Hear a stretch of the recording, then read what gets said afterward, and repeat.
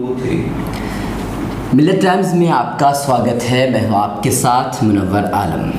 मोदी हुकूमत के 4 साल पूरे हो गए हैं। इन 4 सालों में मॉब लिंचिंग का मामला हमेशा मुद्दा और मौज़ूए बहस बना रहा। तकरीबन मोदी हुकूमत के आने के बाद 80 लोगों को भीड़ ने मार करके हलाक कर दिया है। ये मरने वाले या तो मुस्लिम हैं या फिर दलित हैं। इन वाक़यात को अंजाम देने वाले या तो आरएसएस, हिंदू वाहिनी, विश्व हिंदू परिषद या बजरंग दल के कार्यकर्ता हैं। इनकी सरपरस्ती बीजेपी के हाथों में है। यानी कि बीजेपी नहीं चाहती कि हिंदुस्तान में अमन शांति कायम हो। कुछ दिन पहले जेल से झारखंड में जमानत पर रिहा हो रहे गौ रक्षकों को, जो कि एक मुस्लिम का कातिल है जिन्होंने एक मुस्लिम को मार दिया था, बीजेपी के लीडर जयंत सिन्हा ने उनका भव्य स्वागत किया था। मोहम्मद अखलाक के कातिल को तिरंगे में लपेटा गया था। मोहम्मद अफराजुल के कातिल को इलेक्शन में उम्मीदवार बनाने की तैयारी चल रही है।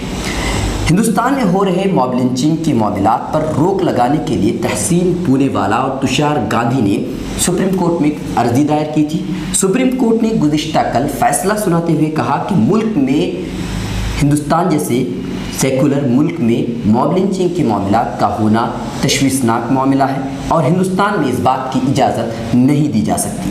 पार्लियामेंट को मॉब लिंचिंग के लिए कानून बनाना चाहिए और उसका सही तरीके से पालन करना चाहिए। अब सवाल ये पैदा होता है कि क्या हिंदुस्तान में मॉब लिंचिंग के लिए कोई कानून नहीं? क्या हिंदुस्तान जैसे मुल्क में, जहाँ की आइन दुनिया की सबसे बेहतरीन आइन में से एक शुमार किया जाता है, इस आइन में मॉब लिंचिंग क्या किसी भी आर्टिकल के तहत नहीं आता? क्या इनके मुजरिमों को सज़ा देने के लिए कोई कानून नहीं है? अगर है तो इस पर कितना अमल हुआ?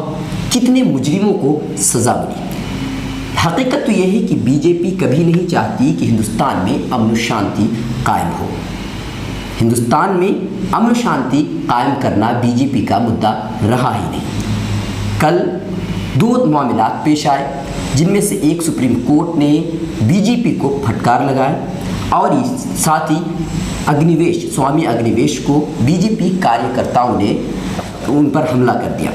इन दोनों मामलात को छुपाने के लिए जी हिंदुस्तान मीडिया में एक ड्रामा रचा गया और एक मौलवी को शिकार बनाया गया, जिसमें मौलवी के थप्पड़ मारने पर और सबसे पहले तो मौलवी साहब पर फरा फैज़ ने, जो कि एडवोकेट है, उन्होंने थप्पड़ मारा और इसी को लेकर के मौलवी साहब ने जवाबी हमला करते हुए थप्पड़ मारा और इसी को पूरे मेन स्ट्रीम मीडिया पर मुद्दा बना दिया गया। और सुप्रीम कोर्ट के फैसले पर ना तो किसी ने आलोचना किया और ना ही किसी ने इस पर बात की।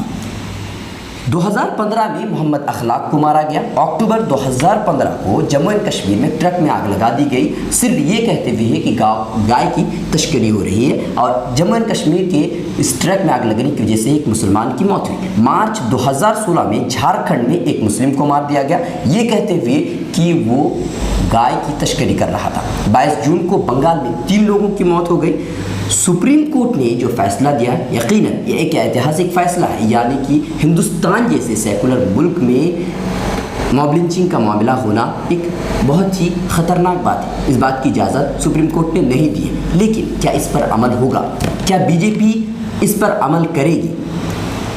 अगर करती तो ज़रा बताइए। बीजेपी लीडर खुद जयंत सिन्हा ने जो ज़मानत पर रिहा हो रहे लोगों के भव्य स्वागत करना, इस बात की दलील है कि बीजेपी नहीं चाहती कि हिंदुस्तान में अमन शांति कायम। 2017 के अगर 2017 के पहले 6 महीने में 20 मॉब लिंचिंग के मामला पेश आए हैं, और जो कि 2016 के मुकाबले में 70% ज़्यादा है। आज तक के ताज़ा तरीन खबरों के लिए लॉग ऑन कीजिए www.millattimes.com।